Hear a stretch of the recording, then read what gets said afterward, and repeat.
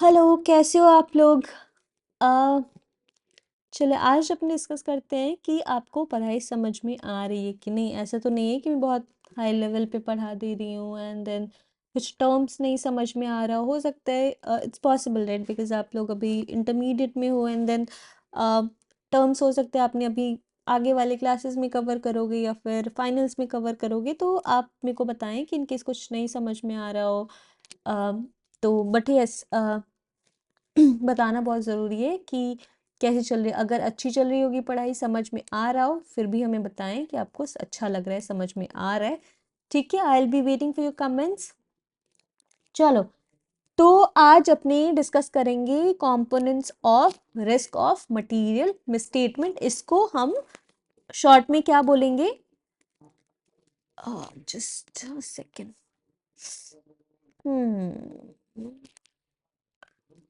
My God, I don't know what's happening. अच्छा, तो अपने क्या बोलने वाले हैं कि जो शॉर्ट में इसको क्या बोलेंगे, रिस्क ऑफ मटेरियल स्टेटमेंट को रोमम। ठीक है, मैं बहुत बार यूज करूंगी ROMM। ठीक है, ठीक है, समझ में आ गया। तो आज अपने वही समझे, अपने क्या देखे थे लास्ट क्लास में, ऑडिट रिस्क में क्या क्या होते हैं। रिस्क ऑफ मटेरियल मिसस्टेटमेंट, जो जिसको कौन इन्फ्लुएंस करता है, क्लाइंट। एंड देन एक होता है डिटेक्शन रिस्क, जिसको इन्फ्लुएंस करते हैं ओनली ऑडिटर, उसमें क्लाइंट का कोई रोल नहीं होता है। ठीक है, तो वही एक पार्ट जो अपना रिस्क ऑफ मटेरियल मिसस्टेटमेंट है, उसी को आज समझने वाले हैं अपन। एग्जाम में ये क्वेश्चन आता है, तो अपने को कंफ्यूज बिल्कुल भी नहीं होना है। ये फ्लो अपने को हमेशा याद रखना है कि कैसे होता है। जैसे मैं यहाँ पे क्विकली एक छोटा सा देखती हूँ बना के। जैसे ऑडिट रिस्क था, बताएं इसमें अपने क्या किए थे, दो पार्ट। क्या था? ROMM, risk of material misstatement, and detection risk. ठीक है, ये इसके भी फिर ROMM में क्या थे कि अगर अपने देखे थे कि दो लेवल पे होता है, financial statement level and then assertions level. Assertions level पे फिर दो पार्ट हो जाते हैं जो आज अपने को डिस्कस करना है, that is inherent risk and control risk. ठीक है, एंड तो ये ओवरऑल क्या हो गया डिटेक्शन रिस्क में, अगर हम देखना चाहिए तो inherent risk, control risk and detection risk, ये तीनों का कॉम्बिनेशन को बोलते हैं अपन ऑडिट रिस्क। ठीक है, तो ये तो आपको समझ में आ गया होगा कि अपने आज क्या कवर करने वाले हैं। ठीक है, चलो क्या लिखा हुआ है। एजेंसी लेवल पे जो होता है उसको डेफिनेटली दो पार्ट में डिवाइड किया गया, that is inherent risk and control risk. ठीक है, इसको फिर अपन कवर करेंगे आगे जाके, इनहेरेंट रिस्क क्या होता है एंड कंट्रोल रिस्क क्या होता है। वही बोला हुआ है कि इसमें डेफिनेटली ये कंट्रोल और इनहेरेंट रिस्क जो होता है वो इन्फ्लुएंस्ड बाय द क्लाइंट होता है, इसमें ऑडिटर का कोई रोल नहीं होता है। ये हाँ डेफिनेटली यहाँ पे अगेन लिखा हुआ है कि not influenced by the auditor, it is totally influenced by the client, और मतलब डेफिनेटली इसमें मैनेजमेंट का भी रोल होता है। ठीक है, लेट्स गो डाउन।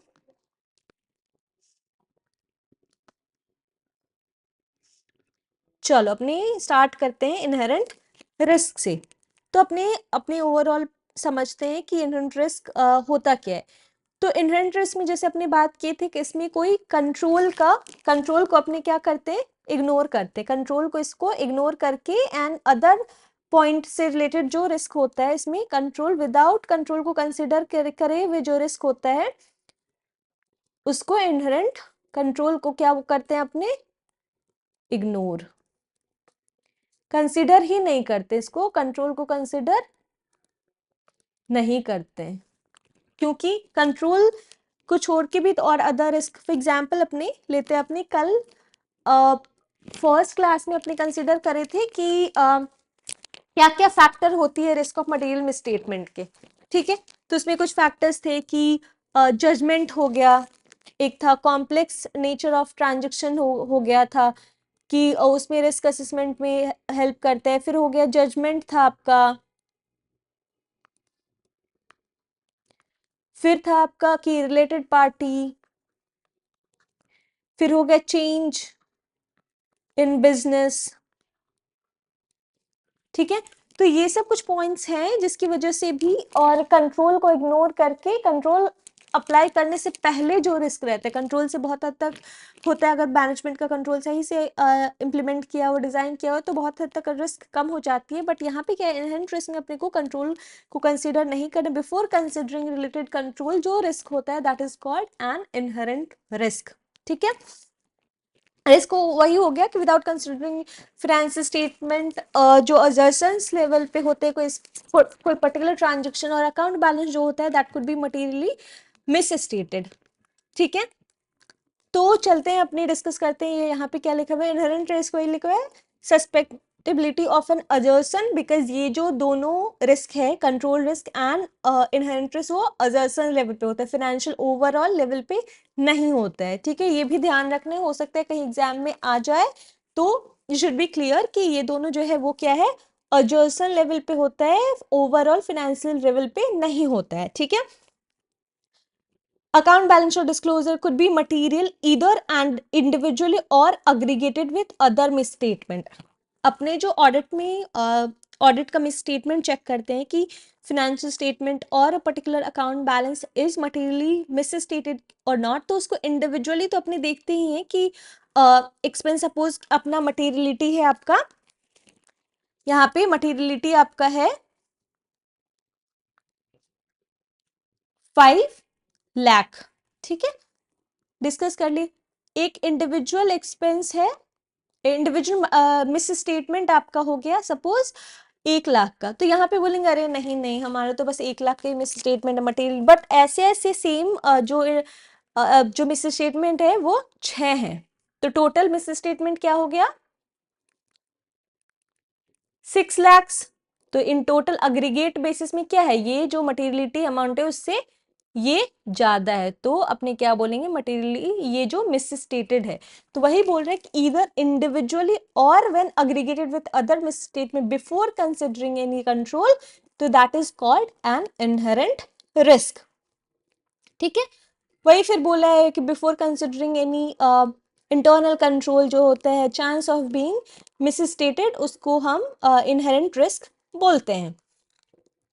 फिर वह है कि अपना कि ये डिपेंड करता है कि किसी केस में ज़्यादा हो रिस्क, किसी केस में कम हो, इसी के लिए तो अपने रिस्क असेसमेंट कर रहे थे, याद है कि अपने रिस्क असेसमेंट में कर रहे थे कौन सा एरिया पे ज़्यादा ध्यान है, कौन सा रिस्क है, तो वही बोल रहे कि इनहेरेंट रिस्क किसी में, किसी एडजस्टेंस का हाई होगा, किसी का लो होगा, अगर कोई कॉम्प्लेक्स कैलकुलेशन है किसी ट्रांजेक्शन का, ठीक है, तो डेफिनेटली आप सोचो उसमें रिस्क ज़्यादा होगा, राइट, ठीक है। कोई नॉर्मल जैसे यूजुअल नेचर का बिजनेस ट्रांजेक्शन है तो उसमें डेफिनेटली रिस्क कम होगा, ठीक है।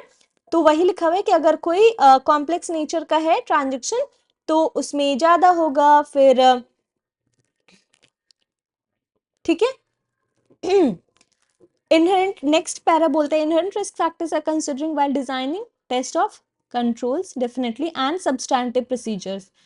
ये तो अपने डिस्कस करे हुए थे कि जब रिस्क असेसमेंट कर लेते हैं उसी का पार्ट है ये इनहेरेंट रिस्क, तो उसके बेसिस पर डेफिनेटली आप जो रिस्की एरिया होगा उस पर डेफिनेटली ज़्यादा ध्यान देने की ज़रूरत है, टेस्टिंग परफॉर्म करने की अकॉर्डिंगली आपको डिसाइड करना पड़ेगा कितना कंट्रोल टेस्ट करूँ, कितना सब्सटेंट, बिकॉज अगर कोई रिस्की एरिया किसी में हायर इनहेरेंट रिस्क है तो डेफिनेटली उसको ज़्यादा फोकस कर देने की, फोकस एरिया में रखने की ज़रूरत है, ठीक है। वही लिखा हुआ category of audited assessment lower और हायर, ये अपनी रिस्क असेसमेंट के बेसिस पे डिसाइड करते हैं। ये फैक्टर्स जो कुछ मैं बार बार बोल रही हूँ, factors like complex transaction, management का biasness, judgement, estimate, change in regulation, new rules, कोई अगर न्यू लॉ आया है तो डेफिनेटली उसमें हो सकता है कि मैनेजमेंट को ज़्यादा अंडरस्टैंडिंग ना हो, तो ये एक रिस्की एरिया हो गया, ग्रे एरिया हो गया, राइट, किसमें न्यू है, मैनेजमेंट से कुछ गलती हो सकती है, तो वही बोलते हैं कि इच कैटेगरी इनहेरेंट रिस्क का होता है ना, अकॉर्डिंगली उसको फिर उस पे जो फाइनेंस जो भी ऑडिट प्रोसीजर्स है उसको ध्यान में रख के एंड किया जाता है, ठीक है। I don't know why it's not going down. Just give me 1 second.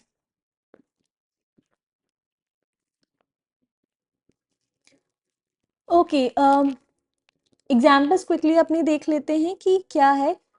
एक है कि एक्सटर्नल सर्कमस्टांसेस, जैसे हमने बोला कि कुछ नया एक लॉ आया है तो उसमें मैनेजमेंट अंडरस्टैंडिंग थोड़ी कम होगी, तो हो सकता है वो रिस्की एरिया हो सकता है, क्लैरिटी नहीं होगी। तो वही है कि एक technological development might make a particular product obsolete. Factors in the entity and in its environment may also influence the inherent risk related to a specific assertion. वे बोल रहे हैं कि अगर कोई जो डील करता है किसी पर्टिकुलर प्रोडक्ट में एंड देन वो टेक्नोलॉजी कुछ ऐसा चेंज आ गया जिसकी वजह से वो प्रोडक्ट जो है वो ऑब्सलीट हो गया, वो नहीं बिकने वाला, that is also a risk. तो ऑडिटर को ये सब भी एक्सटर्नल फैक्टर्स का भी ध्यान रखना पड़ता है वाइल असेसिंग रिस्क, मतलब इंटरनल इनहेरेंट रिस्क और ओवरऑल रिस्क असेसमेंट करते टाइम. ठीक है, कुछ एग्जांपल दिया हुआ है कि accounting standard provides guidance on some complex issue which might not be understood by the management. वही होगा कि कुछ गाइडेंस आया वो बहुत कॉम्प्लेक्स है, तो इट्स पॉसिबल कि मैनेजमेंट को समझ में नहीं आया और उसके अकॉर्डिंगली इन्होंने फाइनेंशियल स्टेटमेंट नहीं बनाया, तो that is a risky area, that is an inherent risk. तो ऑडिटर को ये भी ध्यान में रखना पड़ता है. फिर वो बोलते हैं कि अनदर एग्जांपल इज कि नंबर ऑफ बिजनेस फेलियर हो रहे हैं other in an industry, same industry में फेलियर्स हो रहे हैं, तो डेफिनेटली हो सकता है ऑडिटर को ये जानने की जरूरत है कि अगर दूसरे ऑर्गेनाइजेशन का सेम इंडस्ट्री में फेलियर हो रहा है तो इट इज पॉसिबल कि इस पे भी इम्पैक्ट आए और उसको भी ध्यान में रखने की जरूरत है. ठीक है, let's talk about control risk. तो इसमें कंट्रोल रिस्क में अपने हाई लेवल पे डिस्कस कर रहे थे कि अगर मैनेजमेंट ने कंट्रोल इंप्लीमेंट किया है, डिजाइन किया, पहले स्टेप होता है क्या होता है, डिजाइन का. ठीक है, तो मैनेजमेंट ने कंट्रोल क्या किया है, डिजाइन किया है. ठीक है, कि कैसे कैसे कंट्रोल करेगा, मतलब ये कंट्रोल कैसे वर्क करेगा. एग्जाम्पल लेते हैं कि कोई डेट है, नया लोन लिया आपने, लेने वाले हैं या लिया, तो उसके लिए अकॉर्डिंगली कंट्रोल है कि फर्स्ट स्टेप होगा कि बोर्ड ऑफ डायरेक्टर्स का अप्रूवल रहेगा. दूसरा होगा कि टाइमली सेकेंड पार्टी जो है, मतलब बुक्स ऑफ अकाउंट से कोई एक टाइम टू टाइम रिकंसिलेशन होगा कि जो थर्ड पार्टी का अग्रीमेंट है, डेट अग्रीमेंट, वो मैच करता है बुक्स ऑफ अकाउंट से. ठीक है, तो ये जस्ट मैं एग्जांपल बता रही हूँ कि ऐसे डिजाइन किया मैनेजमेंट ने, तो हो सकता है डिजाइन प्रॉपरली नहीं हुआ होगा, हो सकता है कि अप्रूवल का बात, या फिर डिजाइन कर लिया, आप जब एक्चुअल में देखने जा रहे हो कि कंट्रोल ठीक से वर्क कर रहा है, उसमें पता चला कि लोन तो लिया बट उसमें अप्रूवल नहीं है,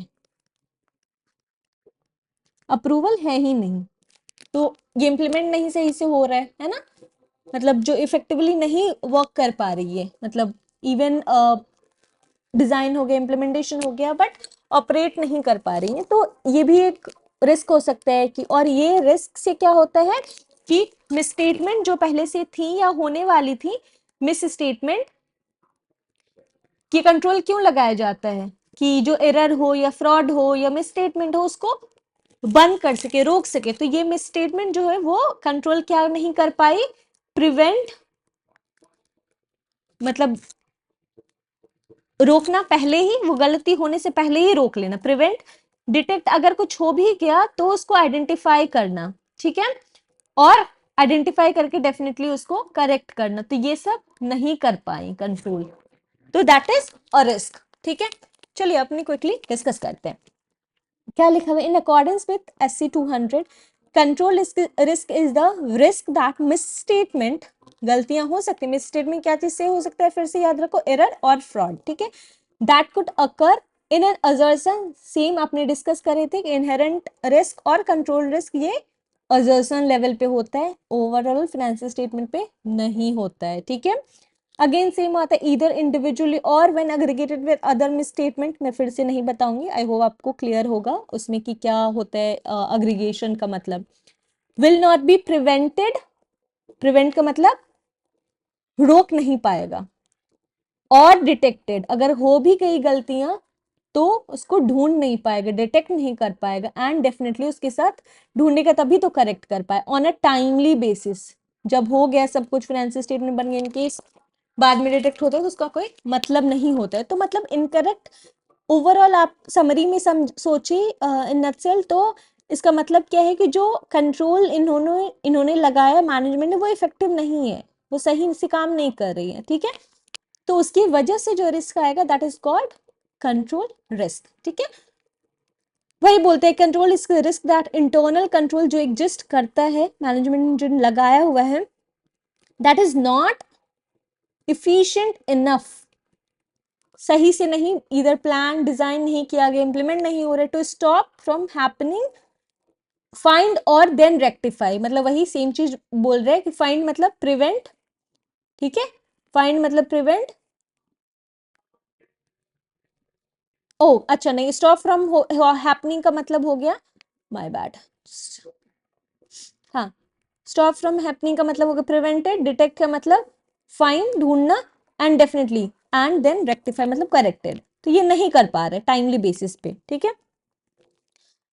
उसके बाद ये एक इंपॉर्टेंट पॉइंट लिखा हुआ है यहाँ पे कि it in a way it can be said that there exists an inverse relation between control risk and efficiency of control of an entity।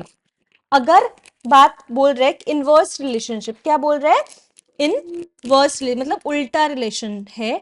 अगर डेफिनेटली कंट्रोल अच्छा है, बहुत ही इफेक्टिव इफिशिएंट एंड कंट्रोल है, अगर है इफिशिएंट कंट्रोल, तो मतलब control अच्छा है, तो डेफिनेटली रिस्क क्या होगा, रिस्क क्या होगा, लो होगा, ठीक है।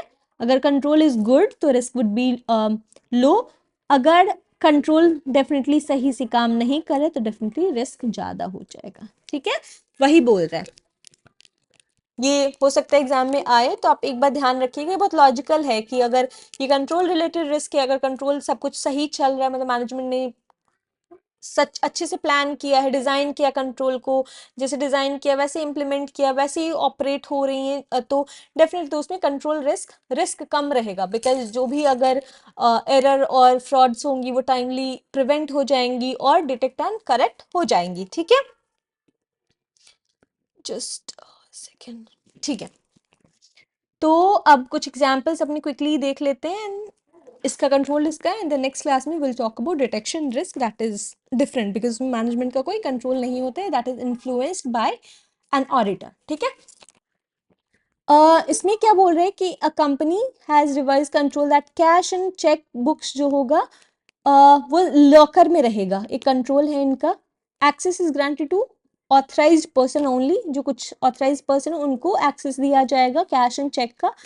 रिस्क इसमें क्या हो सकते हैं कि ये जो बस लिख दिया, ये लोग बस डिजाइन कर दिया, बट ये प्रॉपरली नहीं फॉलो हो रहे, वो पॉसिबल है कि ये चेक एंड जो कैश है वो सेफ जो है उसमें नहीं रख रहा हो, या फिर हो सकता है कि इसका एक्सेस मल्टीपल ऑथराइज जो अनऑथराइज्ड पर्सन है उसके पास भी हो, तो that is a risk. Second है एग्जाम्पल कि एक फायर एक्सटिंग्विशर है, स्मोक डिटेक्टर है, वो सही से काम नहीं करे, मतलब आइडियली करना चाहिए कि वो फंक्शन प्रॉपरली होना चाहिए, तो स्मोक जैसे कुछ स्मोक हो वो डिटेक्ट होना चाहिए, बट आपको जब पता चला कि इधर वो एक्सपायर हो गया है, वर्क नहीं कर रहा है, तो ये अगेन रिस्क है कि कंट्रोल तो इन लोगों ने लगाया है but that is not effective, ठीक है, इफिशिएंट और इफेक्टिव नहीं है, ठीक है। थर्ड एग्जाम्पल, कंट्रोल है कि पेटी कैश मतलब normal day to day expense के लिए जो कैश रहता है should be routed through imprest system of petty cash, but definitely ये कंट्रोल लगा है, बट हो सकता है कि रिस्क जैसा फॉलो नहीं हो रहा है, लेस देन 10,000 इम्प्रेस सिस्टम से नहीं हो रहा है, तो वही ओवरऑल आप यही समझिए कंट्रोल रिस्क में क्या होता है कि जो कंट्रोल ने मैनेजमेंट ने लगा that is not efficient enough to stop मतलब प्रिवेंट, पहले तो रोकेगा, रोक नहीं भी पाए तो डिटेक्ट और करेक्ट नहीं कर पा रहे, तो इससे जो रिस्क होती है, ठीक है, और डेफिनेटली ये रिस्क आपका होगा ही, तो इसको बोलते हैं अपने, ठीक है, मिलते हैं नेक्स्ट क्लास में, till then take care, bye bye.